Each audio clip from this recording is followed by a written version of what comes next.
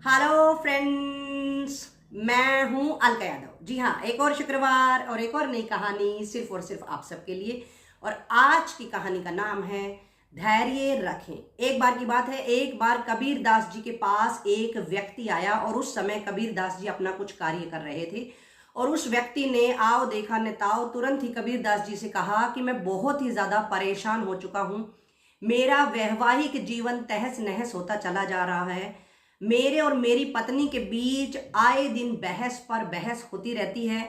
एक मिनट के लिए भी हम आपस में प्रेम प्यार से शांति के साथ वार्तालाप नहीं कर सकते हैं। आप मेरी मदद करें। इस तरह से वो व्यक्ति बार बार और काफी देर तक अपनी परेशानी बोले जा रहा था। वहीं दूसरी तरफ कबीर दास जी अपने काम में लगे हुए थे।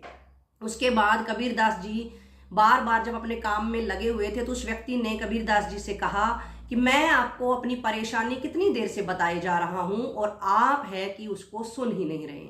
उसके बाद कबीर दास जी ने सीधे ही अपनी पत्नी को आवाज लगाई और कहा कि एक लालटेन जलाकर देकर जाओ।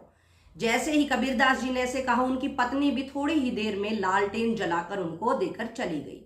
उसके बाद कबीर दास जी ने कुछ समय के बाद कहा, मेहमान आए हुए हैं, मीठा लेकर आ जाओ। कबीर दास जी ने जैसे ये कहा, उसके कुछ समय में ही उनकी पत्नी नमकीन लेकर वहां पर आई और वहां पर रखकर चली गई। उसके बाद उस व्यक्ति ने फिर से कहा कि आप मेरी बात की तरफ ध्यान ही नहीं दे रहे हो। सिर्फ इतना सुनना था कि कबीर दास जी ने कहा, मैं तुम्हारी ही बातें सुन रहा हूं और तुम्हारी बातों का उत्तर देने की कोशिश कर रहा हूं। उसके बाद उस व्यक्ति ने कहा कि मुझे तो कुछ नहीं समझ में आ रहा है, आप क्या कर रहे हो और क्या कहना चाहते हो। कबीर दास जी ने कहा कि मैंने अपनी पत्नी से लालटेन जलाकर लाने को कहा और वो मुझे तुरंत ही देकर चली गई। दूसरा, मैंने उसको मीठा लाने के लिए कहा और वो नमकीन देकर चली गई। कुछ समझे इस बात से? उस व्यक्ति ने मना कर दिया।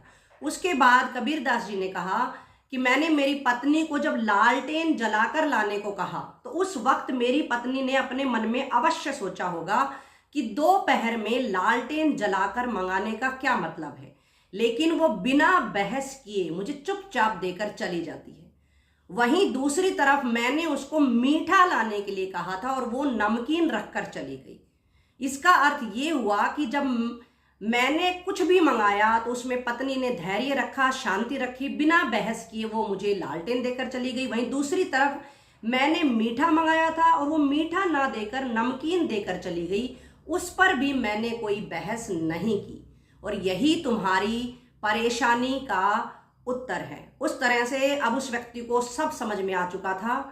तो दोस्तों, इस कहानी के माध्यम से मैं भी यही कहना चाह रही हूं कि हमारा जो वैवाहिक जीवन है वो एक पक्ष से कभी नहीं चल सकता है। आप लोगों को सबसे जरूरी कार्य केवल और केवल दो करने हैं। एक, धैर्य रखना है और दूसरा, अगर आपस में प्रेम बनाए रखना है तो बिना मतलब की जो हम फालतू की बहस करते हैं उस बहस से आपको बचना है।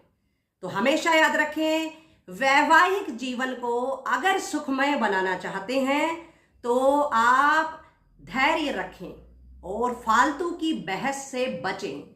खुश रहें, सुरक्षित रहें और यूं ही एक दूसरे का प्रेम से प्यार से हाथ थामे रहें। और हाँ, जैसा कि आप सब मेरा एक परिवार बन चुके हैं तो यहाँ से मैं आप सबको भी ये कहना चाहूँगी कि मैं कामना करती हूँ कि आप सब अपने परिवार के साथ सर्दी के मौसम में आराम से रह रहे हैं, खुश रह रहे हैं। और मैं अपने छोटे से परिवार के सदस्यों को एक बात शेयर करना चाह रही हूँ कि थोड़ी सी मेरी आज तबीयत खराब थी, जुकाम हो चला है, बुखार भी है, लेकिन बार बार मुझे ये याद आ रहा था कि कल है शुक्रवार और मेरी कहानी के लिए भले ही कुछ लोग सुनते हो लेकिन सब बेसब्री से इंतजार करते हैं। तो आपका जो इंतजार हफ्ते भर रहता है मेरी कहानियों के लिए, आज थोड़ी सी हालत खराब होते हुए भी जो एक कहानी बना रही हूँ, केवल और केवल उन लोगों को समर्पित है जो मेरी कहानियों को पसंद करते हैं,